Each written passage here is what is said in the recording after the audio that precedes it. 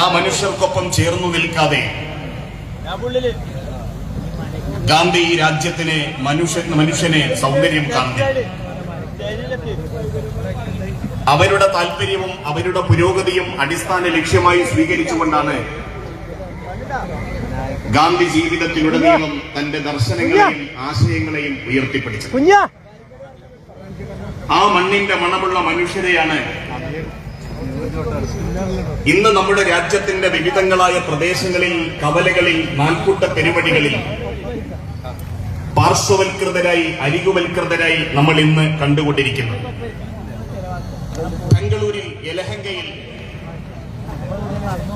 പാവം മനുഷ്യരെയാണ് ഭവനരഹിതരായി ബുൾഡോസറുകൾ വന്ന് ഇടിച്ചു നിരത്തി അവരെ പുറത്തു നിർത്തിയിരിക്കുന്നത്.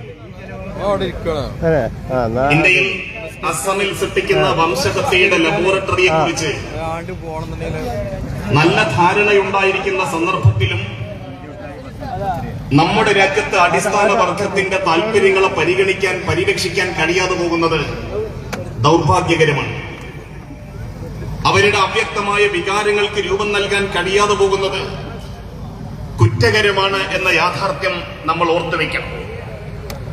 ഗാന്ധി നിന്നത് ഈ മനുഷ്യർക്കൊപ്പമാണ്. അവസാനത്തെ മനുഷ്യനും സുരക്ഷിതനാകുമ്പോഴാണ് രാജ്യത്തെ ജനാധിപത്യം അർത്ഥപൂർണമാകുന്നതെന്ന്, വികസനത്തിന്റെ താല്പര്യങ്ങൾ പരിരക്ഷിക്കപ്പെടുന്നത് എന്ന് ഗാന്ധി പറയുന്നുണ്ട്. ബഹുമാന്യരായ മമ്പുറത്ത് തങ്ങൾ